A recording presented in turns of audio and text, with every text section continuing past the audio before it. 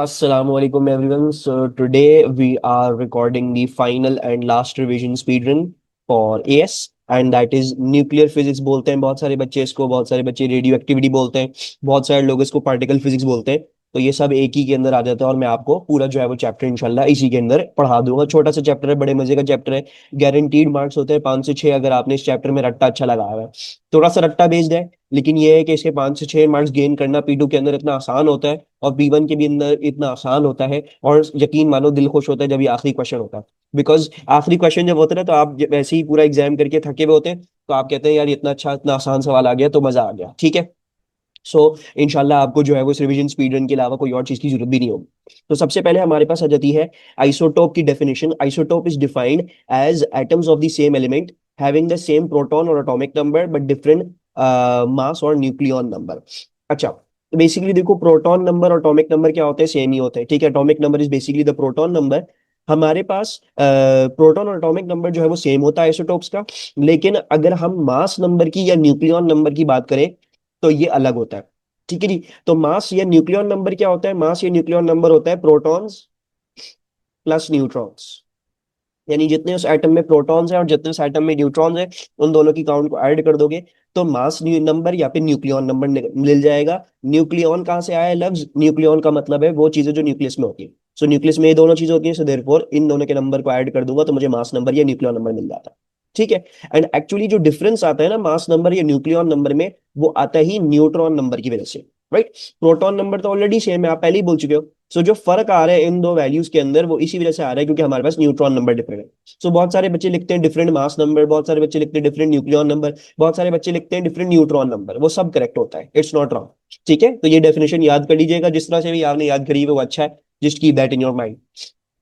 अच्छा, फिर हमारे पास आती है interpretation of a chemical symbol. तो हमारे पास ये 12C6 लिखा हुआ है। अच्छा, इसमें जो ये 6 का नंबर है इसका मतलब क्या है? इसका मतलब ये कि कार्बन के अंदर 6 प्रोटॉन है। ये इसका एटॉमिक नंबर है। This is known as the atomic number या फिर इसको प्रोटॉन नंबर बोलते हैं।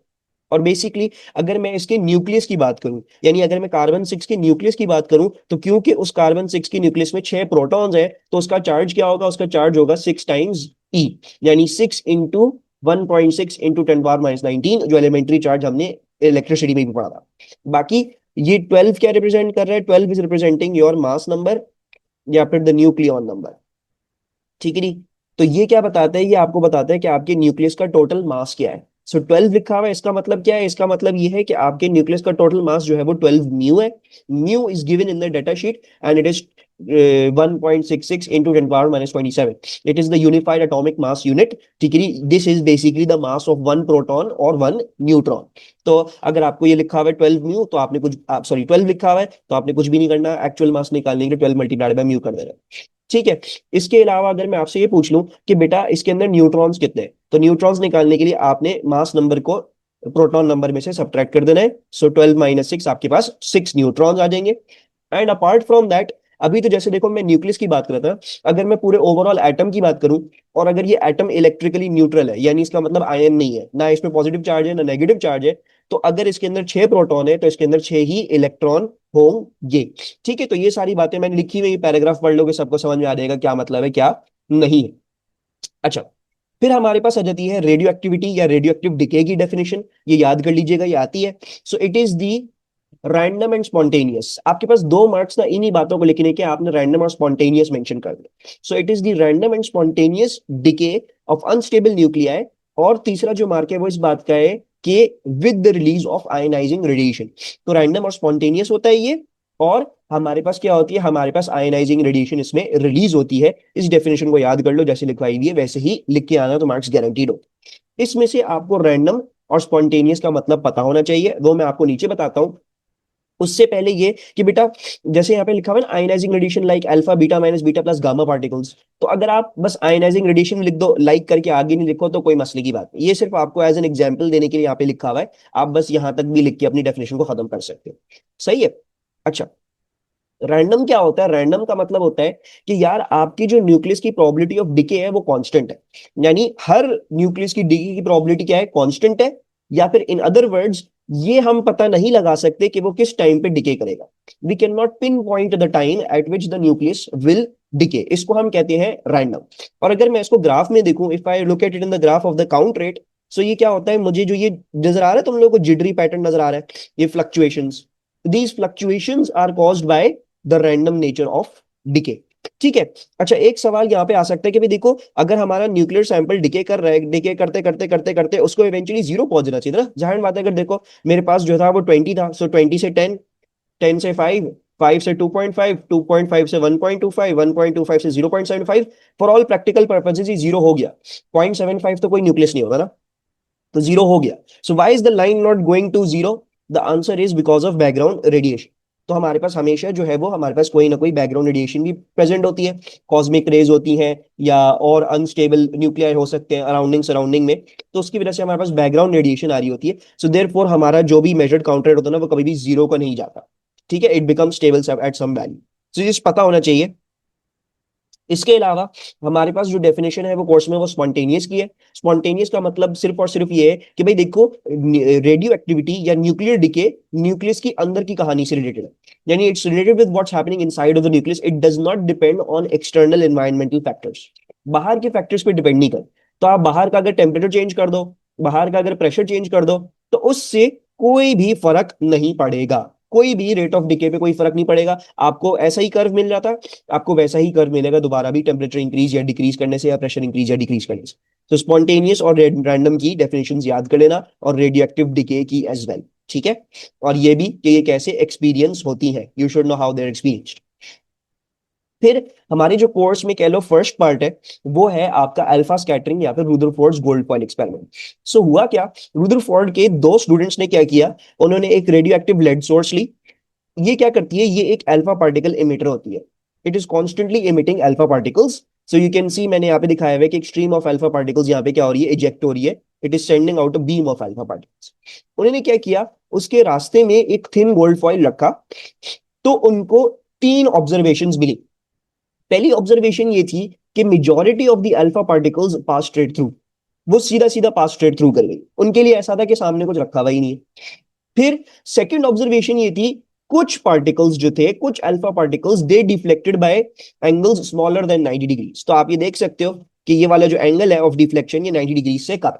सो they deflected by smaller than 90 degrees, they were some few particles that did this, and then there were very very few particles that deflected by greater than 90 degree, यानी वो gold foil से लग के वो वापस आ गए। ठीक है, तो हमारे पास तीन ऑब्जर्वेशन थी। एक ऑब्जर्वेशन ये थी कि बहुत सारे अल्फा पार्टिकल्स को पता ही लगा आगे कुछ रखा हुआ भी था।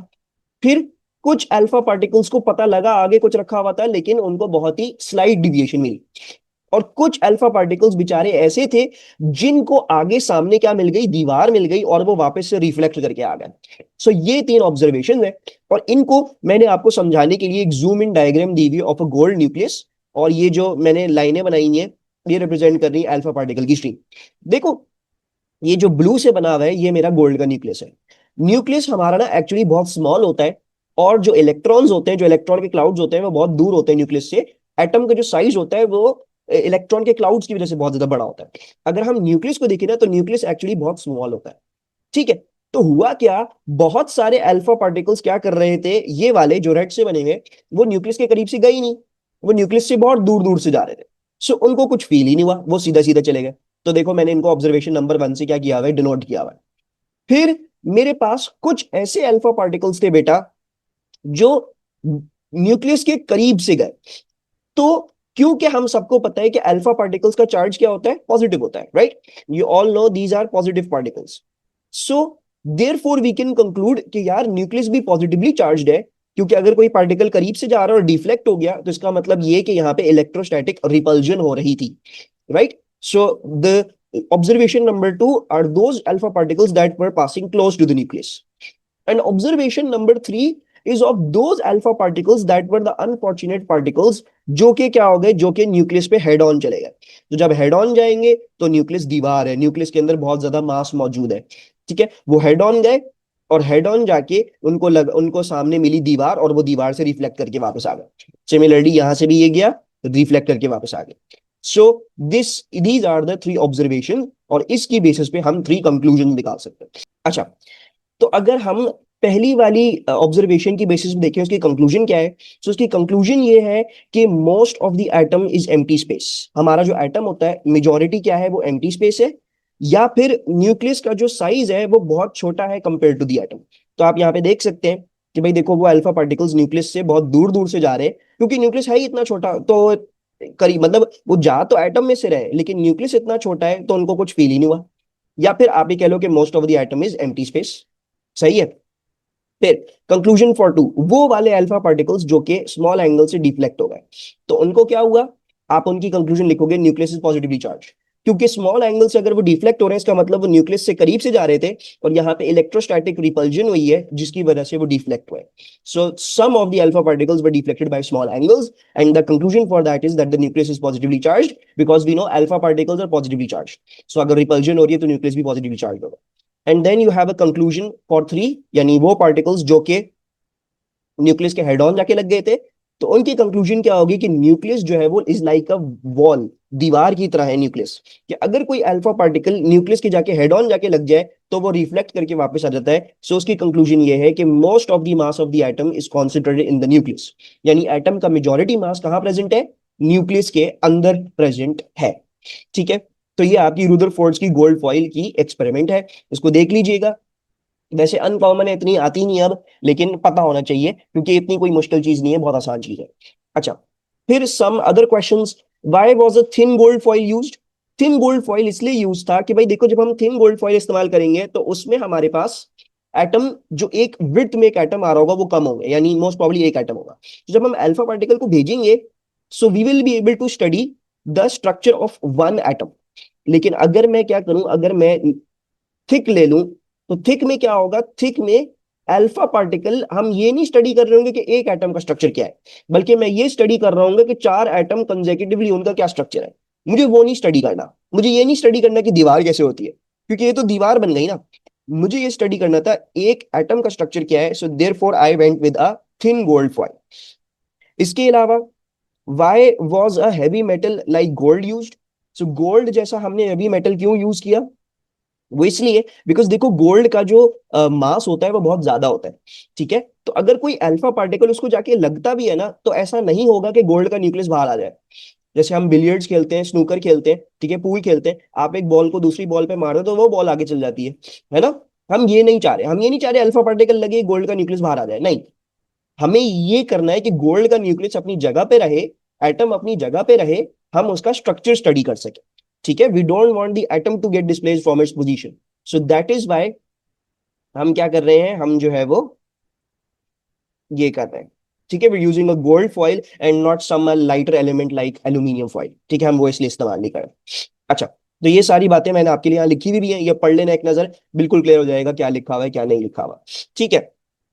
फिर अब आ जाते हैं इस पार्ट पे जो कि अब पूछा जाता है ज्यादा आपसे। रुदरफोर्ड गोल्ड फॉइल एक्सपेरिमेंट नहीं पूछी जाएगी इतनी, जितना ये फंडामेंटल पार्टिकल्स, मीजॉन्स, हेड्रॉन्स, क्वार्क्स वगैरह ये पूछी जाएंगे, डिकेस पूछी जाएंगे। तो ये जो अब सेकंड पार्ट है इस पे बहुत ज्यादा फोकस करना है, ये सारा रट्टे वाला पार्ट है। तो इसमें आपने रट्टा भी अच्छा लगाना है, लेकिन आप रट्टा अच्छा लगा लेंगे तो आपकी जिंदगी आसान हो जाएगी। आपकी जो है वो आप आराम से 5 से 6 मार्क का जो P2 में सवाल आता है वो भी गेन कर लेंगे मार्क्स, और आप आराम से P1 में भी जो 2-3 MCQs आते हैं, 3-4 MCQs आते हैं, वो भी आप आराम से कर लें। तो हमने अब स्टडी करने हैं फंडामेंटल पार्टिकल्स। सबसे पहली बात तो ये फंडामेंटल पार्टिकल्स क्या होते हैं। फंडामेंटल का मतलब होता है basic. So they are those particles that can not be further subdivided into smaller particles. ये वो पार्टिकल्स हैं जो कि सबसे छोटे पार्टिकल्स हैं, इनको मजीद फर्दर सब डिवाइड नहीं किया जा सकता। ठीक है। फिर इसमें से हमारे पास सबसे पहला जो फंडामेंटल पार्टिकल की फैमिली है वो कहलाती है quarks. Quarks are obviously fundamental particles. They experience the strong nuclear force, ये स्ट्रॉन्ग न्यूक्लियर फोर्स एक्सपीरियंस करते हैं, और ये फॉर्म करते हैं हाइड्रॉन्स। हाइड्रॉन्स क्या होते हैं, हाइड्रॉन्स आर बेसिकली दोज कह लो particles that are formed from quarks। ठीक है जी। तो hadrons are those particles that are formed from quarks and they experience strong nuclear force.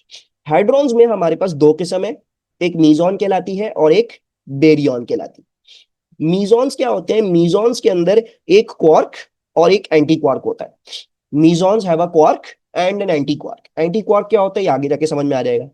और बेरियंस की अगर मैं बात करूं, तो baryons are made up of 3 quarks, और इसमें हमारी सबसे मेन नोटेबल एग्जांपल प्रोटॉन्स और न्यूट्रॉन्स की है। प्रोटॉन्स और न्यूट्रॉन्स का भी क्वार्क स्ट्रक्चर मैं आपको थोड़ी देर में बता दूंगा। तो ये सारी बातें आपने रट्टा मारनी यहाँ पे जो भी लिखी हुई है। फंडामेंटल पार्टिकल किसको कहते हैं, क्वार्क्स क्या होते हैं, उनकी क्या खुसूसियात है, हाइड्रॉन्स क्या होते हैं, हाइड्रॉन्स की जो दो क्लासेस हैं मीजॉन्स और बेरियॉन्स, उनकी क्या स्पेसिफिकेशंस हैं ये आपको याद होनी चाहिए। फिर क्वार्क्स हमारे पास कौन कौन से किस्म के होते हैं, हमारे पास क्वार्क्स जो हैं वो 6 किस्म के होते हैं। अच्छा, बहुत सारे बच्चे कहते हैं सर ये क्या अजीब व गरीब चीजें चल रही हैं, ये मैं कैसे याद करूंगा, लेकिन मेरे हिसाब से इसको याद करना बहुत आसान है। मैं आपको इसका आसान तरीका बता रहा हूँ। भाई 6 क्वार्क है, ठीक है नी। सबसे पहले क्या करो, अपने दिमाग में एक पॉजिटिव नोशन सोचो, ठीक है नी। अब सोचो, अब के बारे में सोच के एक पॉजिटिव सा आइडिया आता है ना दिमाग में।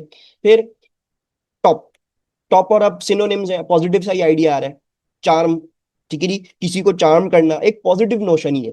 सो ये जो 3 क्वार्क्स हैं जिनकी जो हमें एक पॉजिटिव नोशन दे रहे हैं, एक पॉजिटिव इमोशन डिलीवर कर रहे हैं, तो इनका चार्ज भी पॉजिटिव है और इन तीनों का चार्ज जो है वो +2/3 है।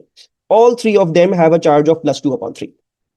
फिर ये जो वाले क्वार्क्स हैं जिन जो एक नेगेटिव इमोशन देते हैं या एक नेगेटिव नोशन इनके साथ जुड़ी हुई है, जैसे डाउन, मैं आज डाउन फील कर रहा हूँ, ठीक है जी, bottom of the lake, strange, अजीब सा, तो नेगेटिव नोशन है। तो देयरफॉर आप इसको ऐसे याद कर सकते हो कि यार इनके चार्जेस भी नेगेटिव है और -1/3।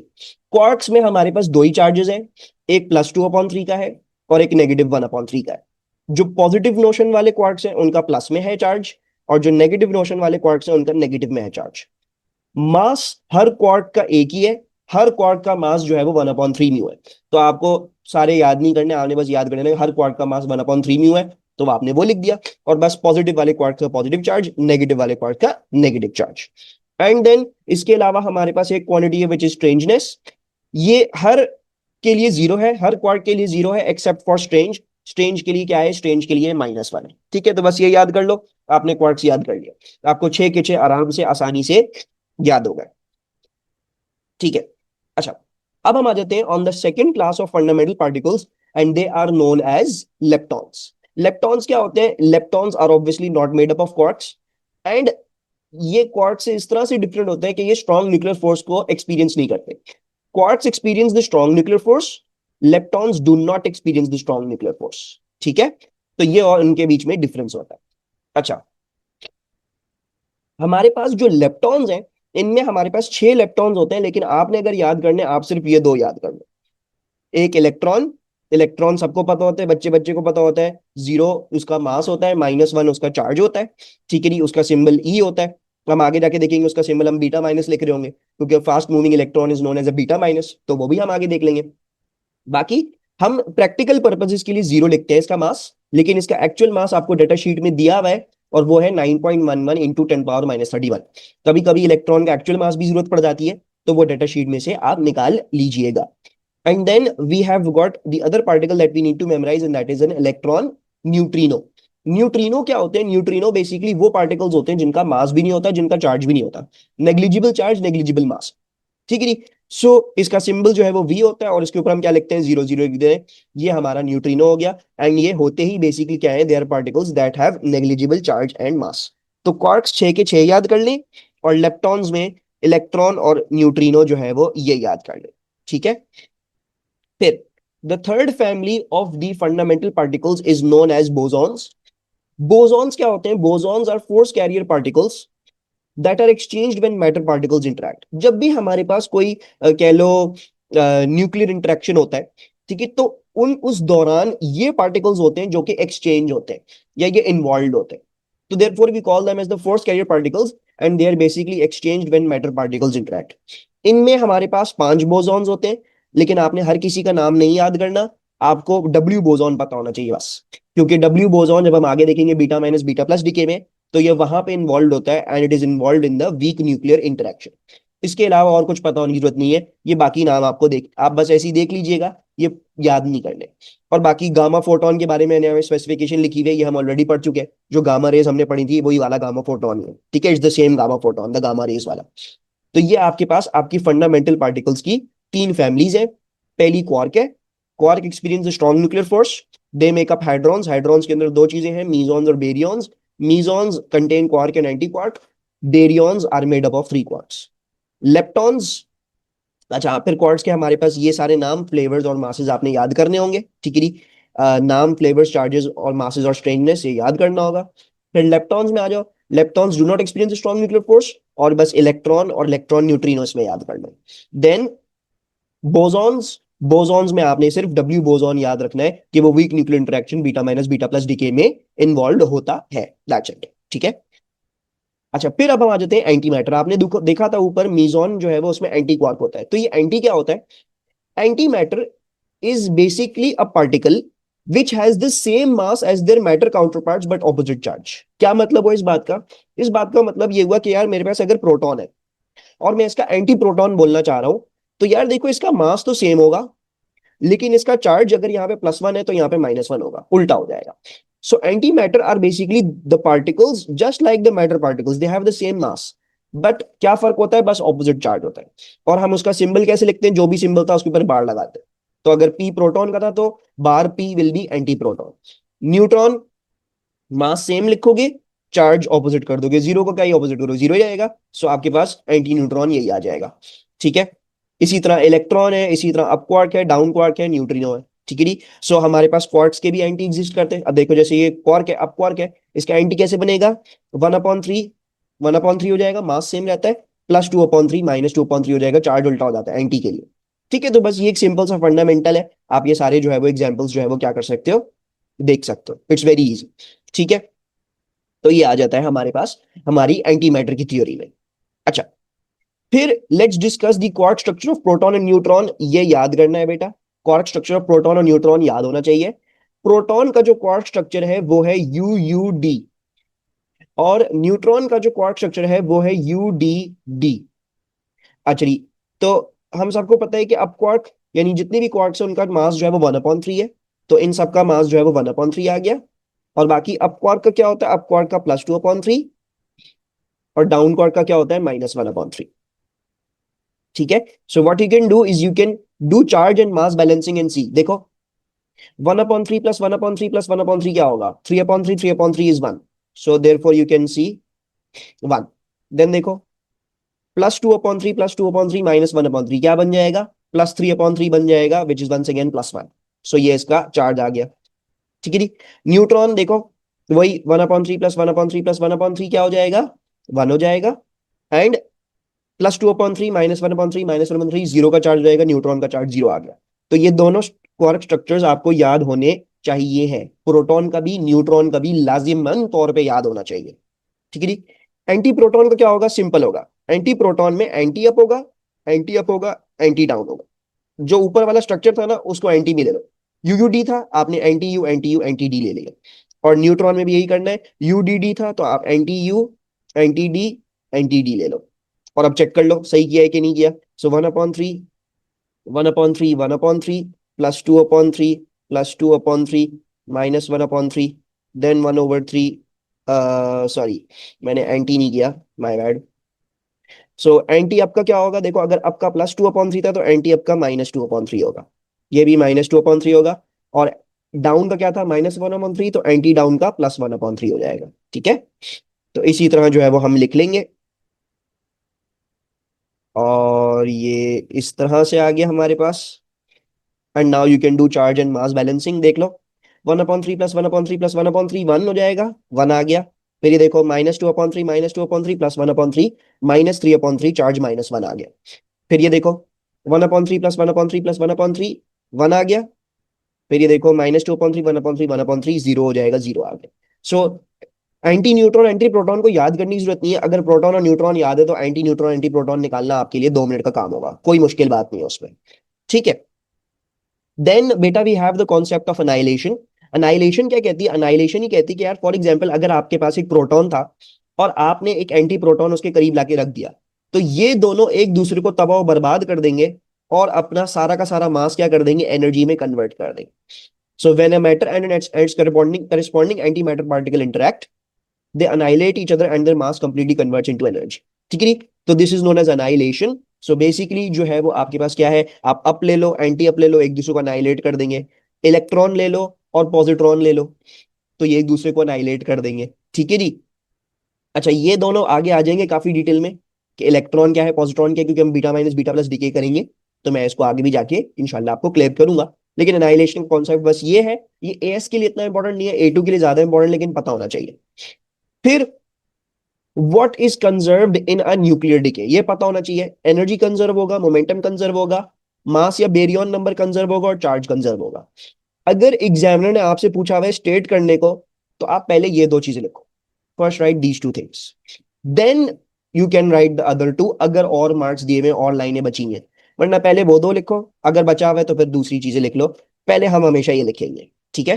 पहले ये चीजें कंजर्व होंगी हमारे न्यूक्लियर डिके में। अच्छा, फिर हमारे पास टाइप्स ऑफ न्यूक्लियर डिके आ जाते हैं।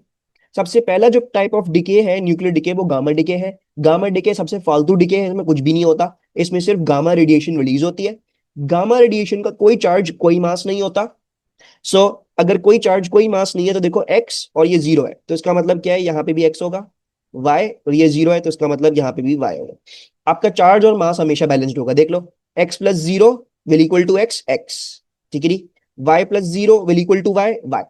चार्ज भी बैलेंस्ड होगा, मास भी बैलेंस्ड होगा, ठीक है। बाकी ये गामा रेडिएशन वही वाली गामा रेज है जो कि हमने इलेक्ट्रोमैग्नेटिक स्पेक्ट्रम में ऑलरेडी डिस्कस कर ली है। And they have discrete energy. जो गामा रेडिएशन यहाँ पे रिलीज होगी वो डिस्क्रीट एनर्जी के साथ रिलीज होगी।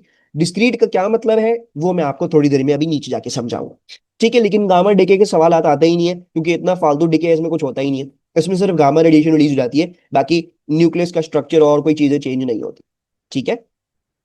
अच्छा, then we have got alpha decay. Alpha decay, alpha particles क्या होते हैं? Alpha particles are basically a helium nucleus. Helium nucleus क्या होता है? उसके अंदर दो प्रोटॉन होते हैं और चार न्यूक्लियॉन होते हैं, यानी बेसिकली दो प्रोटॉन दो न्यूट्रॉन, है ना।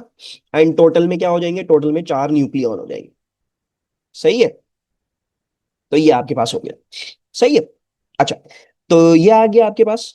तो ये हो गया। अब अगर मेरे पास अल्फा डिके की क्वेश्चन हो तो वो मैं कैसे करता हूँ? देखो भाई, मैंने बोला हुआ है A is decaying into B via an alpha decay. इसको कंप्लीट कैसे करोगे? बहुत आसान।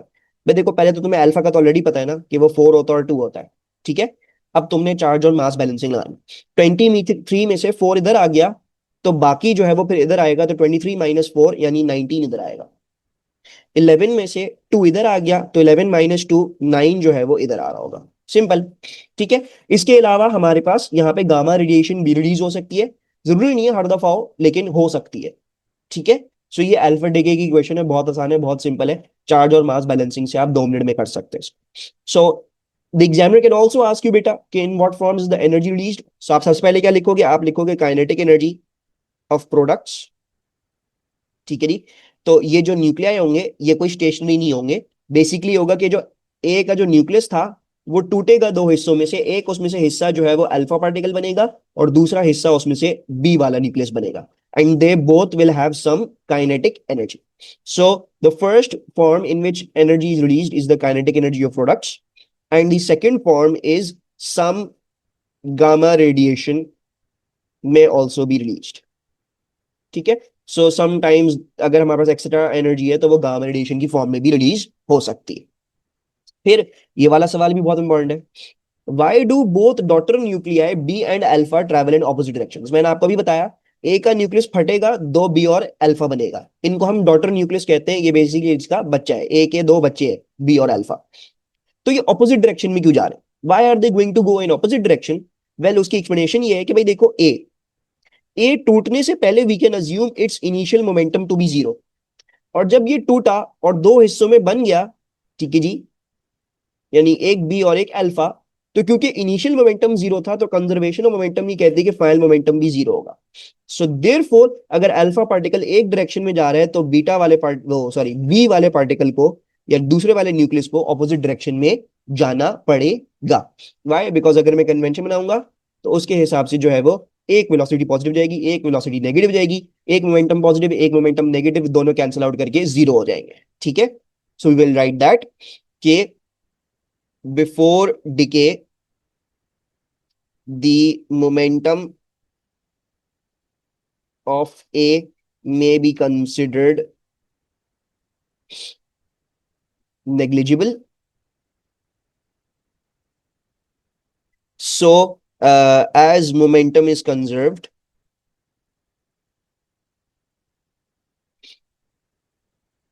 the daughter nuclei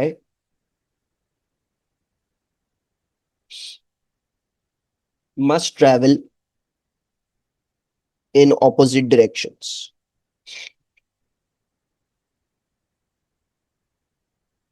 so that final momentum is also zero. Is also zero. ठीक है, सही है। तो ये हमारे पास इसकी एक्सप्लेनेशन आ जाती है। फिर हमारे पास जो अल्फा पार्टिकल्स होते हैं, द रिलीज्ड अल्फा पार्टिकल्स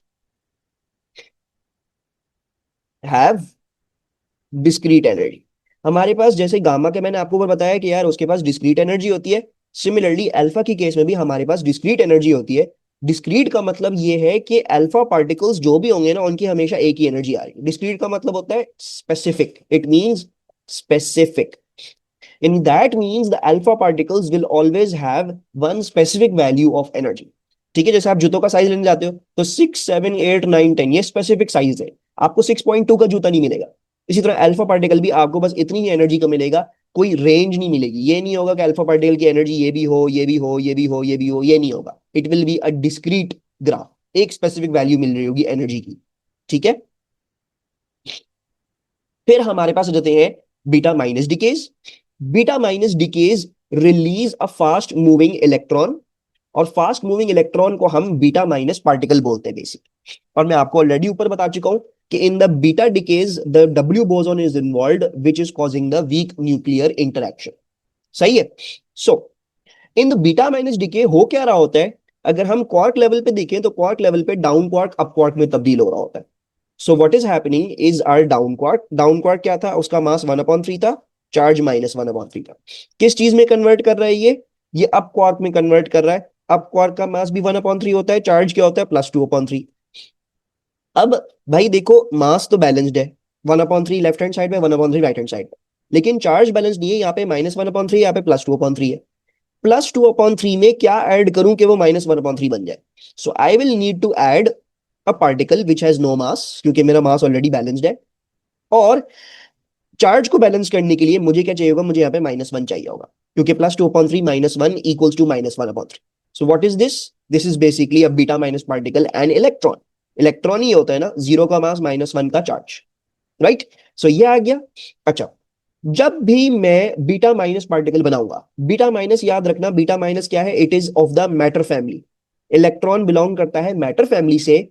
तो मैं इस रिएक्शन में एक न्यूट्रिनो भी बनाऊंगा। बीटा डिकेज में न्यूट्रिनोज भी रिलीज होते हैं। अगर आपने मैटर वाला बनाया है बीटा पार्टिकल, तो फिर आपका न्यूट्रिनो कौन सा होगा, आपका न्यूट्रिनो एंटी मैटर वाला होगा। So I will produce an anti matter neutrino. ठीक है, तो इसको हम बोलते हैं anti neutrino. This is an anti neutrino. And then once again there is a possibility that there is some gamma radiation. अच्छा, why is a neutrino produced, well according to the laws it says that the lepton number must remain constant. तो आपका lepton number इसकी वजह से +1 हो जाता है, तो उसको -1 करके 0 करने के लिए हम एंटी न्यूट्रिनो बना देते हैं, क्योंकि matter lepton is +1, anti matter lepton is -1, +1 -1 0 हो गया। ये लॉजिक पता होने की जरूरत नहीं है, बस ये याद कर लो कि भाई अगर मैं मैटर वाला बीटा पार्टिकल बना रहा हूं तो मैं एंटी मैटर वाला न्यूट्रिनो बनाऊं। और बीटा माइनस डिके में हमेशा एंटी न्यूट्रिनो ही होगा, क्योंकि हम हमेशा बीटा माइनस पार्टिकल बना रहे हैं which is the matter particle. ये इक्वेशन याद कर लीजिएगा। Down quark converts into up quark, in the process it releases the beta minus particle and an electron anti neutrino. अगर हम बेरियन लेवल पे देखें तो बेरियन लेवल पे क्या हो रहा होता है, बेरियन लेवल पे न्यूट्रॉन जो है वो प्रोटॉन में कन्वर्ट हो रहा है। कैसे, बेसिकली जो मैंने आपको ऊपर बताया, down quark converts into an up quark. Basically एक न्यूट्रॉन का डाउन क्वार्क कन्वर्ट करता है अप क्वार्क में, एंड इन द प्रोसेस वो क्वार्क स्ट्रक्चर चेंज हो जाता है, वो यूडीडी से यूयूडी हो जाता है, यानी वो न्यूट्रॉन से प्रोटॉन बन गया, right. So basically this is happening at the baryon level. A neutron is converting into a proton by converting one of its down quark into an up quark। ठीक है, तो इसकी भी हम इक्वेशन लिख सकते हैं। न्यूट्रॉन क्या होता है, 1 0, it is converting into proton 1 1। Charge balance करने के लिए क्या चाहिए होगा, मुझे वंस अगेन एक बीटा माइनस पार्टिकल चाहिए होगा। तो बाकी तो वो चीजें वही रहेंगी, ठीक है, बस ये फर्क आएगा इन शुरू वाली चीजों में। और बाकी मैंने क्योंकि ये मैटर का बनाया है तो मैं एंटी मैटर का न्यूट्रिनो बनाऊंगा। ठीक है, ये आपकी बेरियन लेवल पे आ गई इक्वेशन। सबसे इंपॉर्टेंट जो है वो एटॉमिक लेवल इक्वेशन है, क्योंकि ये सबसे ज्यादा पूछी जाती है। सो अगर मैं एटॉमिक लेवल इक्वेशन की बात करूं, लेट से वी हैव गॉट ए, ठीक है, और मैं कोई भी नंबर्स ले लेता हूं, अभी फिलहाल 23 11 ले लेता हूं। सो जब ये डिके करेगा इनटू बी, तो क्या होगा, in the beta minus decay the mass number is going to remain constant. So अगर 23 था तो यहाँ पे 23 रहेगा, आपने ये ऊपर देखा 1/3 1/3 1 1, सो देयरफॉर एटॉमिक लेवल में भी ये कांस्टेंट रहेगा। क्यों कांस्टेंट रहेगा, देखो क्या हो रहा है, न्यूट्रॉन प्रोटॉन में कन्वर्ट हो रहा है ना, तो न्यूट्रॉन अगर कम हुआ तो -1 हो गया, प्रोटॉन इंक्रीज हुआ तो +1 हो गया, -1 +1 0 आ गया। सो देयरफॉर मास नंबर में कोई भी फर्क नहीं आता है इसलिए।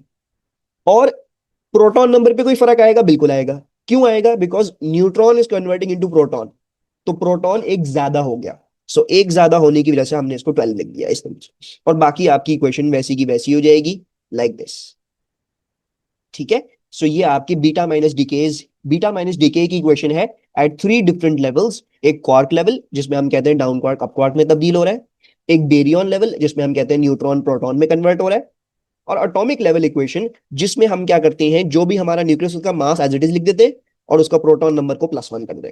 ये याद रहे कि मैं अभी फिलहाल आपको बीटा माइनस डिकेस का बता रहा हूं, this is all the theory regarding the beta minus decades, ठीक है।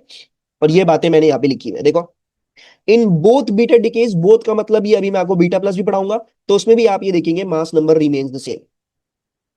बीटा माइनस डिके के अंदर atomic number charge increase by 1, जैसे मैंने आपको यहाँ पे करके भी दिखाया, 11 से ये 12 हो गया। फिर beta minus particle is a matter particle, so the neutrino will be an antineutrino, जो मैंने बात आपको ऊपर बताई कि भाई देखो हमारे पास बीटा डिकेज में न्यूट्रिनो रिलीज होते हैं, अगर मैं बीटा माइनस रिलीज कर रहा हूं जो कि मैटर पार्टिकल है, सो देयरफॉर जो न्यूट्रिनो रिलीज होगा वो एंटी का होगा, ठीक है। ये बात याद रखनी। अभी हम नीचे देखेंगे तो ये और मजीद सीमेंट हो जाएगी कि इस बात का मतलब क्या है। फिर examiner can once again ask in what forms is the energy released, so what you can say kinetic energy of products, you can say some gamma radiation may be released, and finally ये वाला जो तीसरा point बता रहा हूं ये सिर्फ beta decades को अप्लाई करता है, ये अल्फा डिके और गामा डिके को अप्लाई नहीं करेगा। In the case of the alpha decay मैंने आपको बताया कि ए स्प्लिट करता है और वो बी बनेगा और वो ए बनेगा, है ना, ये बताया। यानी ये जो डॉटर न्यूक्लियाई बन रहे हैं ये एक ही स्प्लिटिंग से बन रहे हैं। लेकिन बीटा माइनस और जो न्यूट्रिनो है ये पहले से न्यूक्लियस के अंदर मौजूद नहीं होते, they are not present in the nucleus, so that means they are being created by energy, they are being created by energy, क्योंकि भाई ये पहले से तो मौजूद नहीं है, तो इनको कैसे आ रहे हैं वजूद में न्यूक्लियस में, क्या बीटा माइनस अंदर घूम रहा होता है, नहीं। क्या न्यूट्रिनो अंदर होता है न्यूक्लियस के, नहीं। ये बनाए जाते हैं एनर्जी से on that point, why, because you need to balance the mass and the charge and you need to balance the electron number, so that is why they are created by energy, और इस process में फिर हमारे पास इसलिए ये release होते हैं, ठीक है। सो हम यहाँ पे ये लिख देंगे, क्या लिख देंगे, कि beta minus and antineutrino are created, and then coming from that point, देखो यार जब हम अल्फा डिके और गामा डिके की बात कर रहे थे ना, तो हमारे पास जो आयनाइजिंग रेडिएशन थी वो एक ही थी, हमारे पास गामा का पार्टिकल था या फिर हमारे पास अल्फा का पार्टिकल था। सो देयरफॉर इनकी एनर्जी क्या थी, डिस्क्रीट थी, क्योंकि एक ही चीज थी, तो हमने उसी को एनर्जी दे दी। लेकिन अगर मैं इधर बात करूं, in the case of the beta decays, तो हमारे पास एक बीटा पार्टिकल होता है और एक न्यूट्रिनो होता है, so energy is shared between them. कभी हो सकता है इसको 1 जूल मिल जाए, कभी हो सकता है इसको 5 जूल मिल जाए, कभी हो सकता है इसको 2 जूल मिल जाए, कभी हो सकता है इसको 4 जूल मिल जाए, कभी हो सकता है इसको 0.5 मिले, कभी हो सकता है इसको 5.5 मिले। यानी इन दोनों के बीच में, क्योंकि ये दो पार्टिकल्स हैं, तो इन ये दोनों क्योंकि बनाए जा रहे हैं एनर्जी से, तो they can have the sharing of the energy, and so therefore major जो बीटा माइनस पार्टिकल्स की एनर्जी होती है वो कंटिन्यूअस इन नेचर होती है, वो मेरे पास डिस्क्रीट नहीं होती। जैसे हमने अल्फा पार्टिकल देखा डिस्क्रीट है क्योंकि वो एक ही था तो उसी को एनर्जी दे दी। लेकिन बीटा माइनस और डिके में या बीटा डिकेज में, क्योंकि हमारे पास न्यूट्रिनो भी रिलीज हो रहा है, so since they can share the energy together, वो आपस में एनर्जी को शेयर करते हैं, तो therefore we get these range of energies. जैसे हो सकता है बीटा माइनस और इलेक्ट्रॉन न्यूट्रिनो है, ये एंटी न्यूट्रिनो है, और आपकी टोटल एनर्जी जो है वो रिएक्शन की 5 जूल है, तो हो सकता है ये एक ले ले ये चार ले ले, हो सकता है ये दो ले ले ये तीन ले ले, हो सकता है ये तीन ले ले ये दो ले ले, हो सकता है ये चार ले ले वो एक ले ले, या 0.5 ले ले या वो। तो क्योंकि अब दो चीजें तो शेयरिंग होगी, तो शेयरिंग की केस में then therefore you can have different amount of energy, and so we get a continuous curve, ठीक है। Then the last decay that we have is the beta plus decay. Beta plus decay is the complete opposite of your beta minus decay. आपने beta minus decay अगर समझ लिया तो आपको beta plus DK भी समझ में आ जाएगा, इसका एग्जैक्ट ऑपोजिट है। ठीक है जी। क्या रिलीज करता है? It releases a fast moving positron. Positron क्या होता है? इलेक्ट्रॉन का antimatter, electron antimatter, and we call it a beta positive particle. ठीक है। once again the boson involved is the W boson which is involved in the weak nuclear interaction। अगर मैं इसको quark level पे देखूं तो पहले क्या हुआ था बीटा माइनस में? क्या हुआ था? बीटा माइनस में डाउन क्वार्क अप क्वार्क में तब्दील हुआ था, लेकिन बीटा प्लस डीके में इसका ऑपोजिट होगा, अप क्वार्क डाउन क्वार्क में तब्दील होगा। So I will take an up quark, mass वही रहेगा +2/3, इसको मैंने कन्वर्ट कर दिया डाउन क्वार्क में। और अब बैलेंसिंग करने के लिए देखो मास तो ऑलरेडी बैलेंस्ड है, सो देयरफॉर मुझे 0 के मास का एक पार्टिकल चाहिए होगा। चार्ज देखो, अप क्वार्क का +2/3 है, डाउन क्वार्क का -1/3 है, तो मुझे चार्ज को बैलेंस करने के लिए +1 चाहिए होगा। ये क्या होगा? ये इलेक्ट्रॉन का एंटी मैटर होगा बीटा प्लस। अब ये देखो क्योंकि मैंने जो अपना बीटा पार्टिकल है वो एंटी मैटर फैमिली से बनाया है, सो मेरा जो न्यूट्रिनो होगा अब इस दफा वो मैटर फैमिली को बिलोंग करेगा। सो अब मैं उसके ऊपर बाहर नहीं लगा रहा, अब मैं उसको मैटर फैमिली से बिलोंग करवा रहा हूँ। एंड देन आपके पास जो है वो गामा रेडिएशन भी हो सकती है। ठीक है, वो आप मार्क करना चाहो तो कर सकते हो, नहीं वो जगह तो नहीं मार्क करनी है। सो ये आपने जो है वो बात समझ ली। इसी तरह अगर मैं इसकी बेरियन लेवल पे देखूंगा तो बेरियन लेवल पे क्या है? इसका ऑपोजिट होता है। मतलब जो हमने बीटा माइनस देखा था इसका ऑपोजिट है।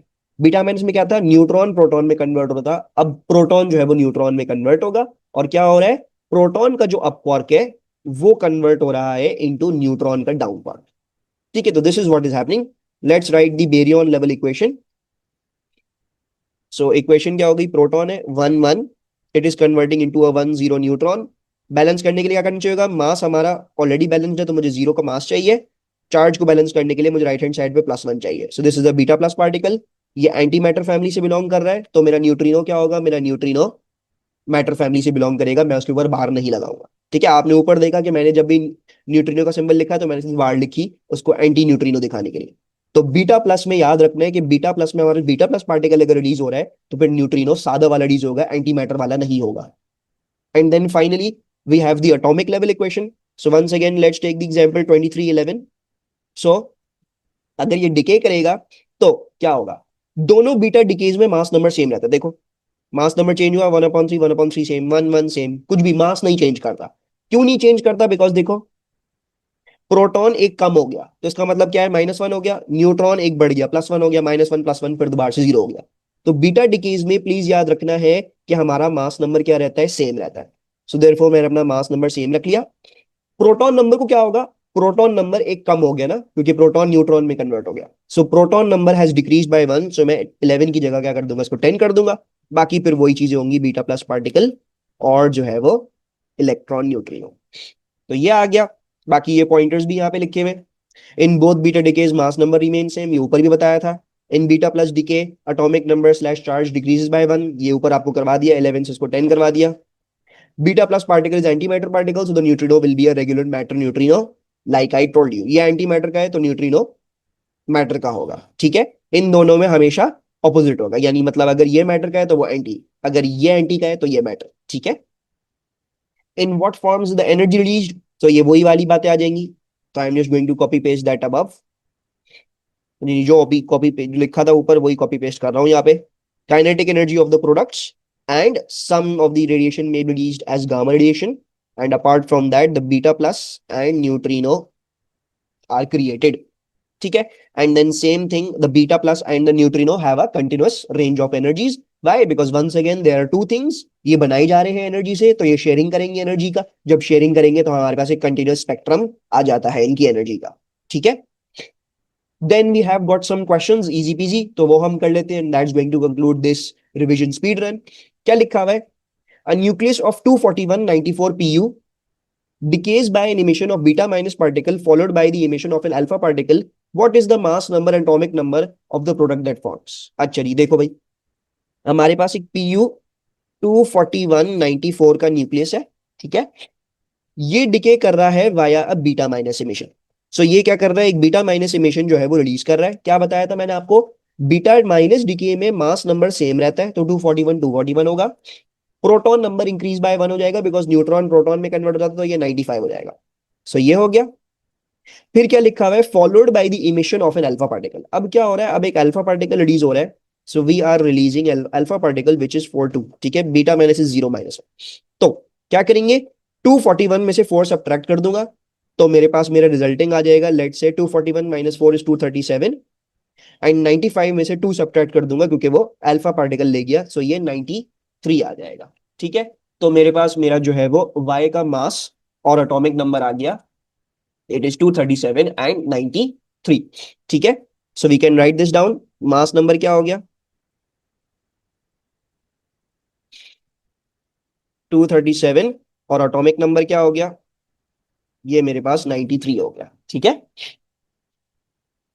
ये आ गया। और अगर न्यूट्रॉन नंबर पूछ लेते तो न्यूट्रॉन नंबर कैसे निकलता, इन दोनों को सब्ट्रैक्ट कर लेते, न्यूट्रॉन नंबर मिल जाता, ठीक है। फिर क्या लिखा हुआ है, particle Q is a meson having a total charge of -1 e. One of the quarks in it is a strange quark. What could be the flavor of the other quark? सबसे पहले तो देखो क्या लिखा हुआ है, आपको लिखा हुआ है मीजॉन है। मीजॉन क्या होता है, मीजॉन के अंदर एक क्वार्क होता है और दूसरा एंटी क्वार्क होता है, सही है। आपको ये बोला हुआ है कि उसका टोटल चार्ज -1 है, और आपको ये बताया हुआ है कि उसमें जो एक क्वार्क है वो स्ट्रेंज क्वार्क है। So what I can do is I can perform a charge balance. अगर टोटल चार्ज -1 है और मुझे ये पता है कि उसमें से एक क्वार्क स्ट्रेंज क्वार्क है, स्ट्रेंज क्वार्क का चार्ज क्या था, ये नेगेटिव इमोशन वाला क्वार्क है, तो इसका चार्ज जो था वो -1/3 था। सो -1/3, मुझे ये निकालना है कि what could be the flavour of the other quark. So मैं क्या बोल रहा हूँ, मैं एक्स बोल रहा हूँ, मैं बोल रहा हूँ कि भाई दूसरा क्वार्क क्या होगा, उसका चार्ज क्या हो कि मेरे पास -1 का टोटल चार्ज आ रहा है।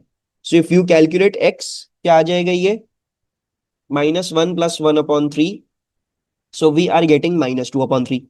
-2/3 का कौन सा क्वार्क होता है, आप क्या क्या लिख सकते हो, आप एंटी अप लिख सकते हो, आप एंटी टॉप लिख सकते हो, आप एंटी चार्म भी लिख सकते हो, क्योंकि इन तीनों का +2/3 होता है, मुझे चाहिए -2/3। सो -2/3 का कौन सा हो जाएगा, anti up, anti top, anti charm, इन तीनों में से कोई भी एक लिख दो, आपका क्वेश्चन हो गया सॉल्व, ठीक है। फिर अब baryon has an up quark and a bottom quark, क्या लिखा हुआ है, baryon has an up quark and bottom quark. पहले तो बेरियन क्या होता है, बेरियन के अंदर 3 क्वार्क होते हैं, ठीक है नी। इसके अंदर एक अप क्वार्क है और एक बॉटम क्वार्क है। अप क्वार्क का चार्ज क्या होता है, +2/3, बॉटम क्वार्क का चार्ज क्या होता है, -1/3, and third quark of unknown flavour, उसका अननोन फ्लेवर है। The baryons charge is 0, what could be the flavour of the third quark. वैसे ही बिल्कुल चार्ज बैलेंसिंग अप्लाई करेंगे, 0 का टोटल चार्ज है, अप क्वार्क का +2/3 होता है, बॉटम क्वार्क का -1/3 होता है, जो तीसरा क्वार्क है मुझे उसका नहीं पता, उसका अननोन फ्लेवर है। इसको सॉल्व कर लो, +2/3 -1/3, और ये जब उस साइड पे जाएगा तो x की वैल्यू आ जाएगी -1/3। So what could be the flavour of the third quark, it could be a down quark, it could be bottom, it could be strange, ठीक है। इन तीनों क्वार्क्स के क्या होते हैं, चार्जेस -1/3 होते हैं। यूजुअली सवाल आते हैं वो इस टाइप के आते हैं, और आपके पास जो आएंगे ना वो बीटा डिकेज और अल्फा डिकेज के इसके हवाले से सवाल आएंगे। तो ये डिकेज और मीजॉन्स, बेरियंस, हेड्रॉन्स, क्वार्क्स, लेप्टॉन्स वगैरह, इन पे फोकस कर लोगे तो ज्यादातर सवाल ये आती हैं, और आपकी आराम से जो है वो अच्छा हो जाएगा पेपर, ठीक है। सो दैट्स इट, इसमें और कुछ नहीं है, ये पूरी हमने रेडियो एक्टिविटी कंप्लीट कर ली है। तो मुझे तो अपनी दुआओं में याद रखिएगा और अपना ख्याल रखिएगा। I will see you all later इंशाल्लाह। अल्लाह हाफिज।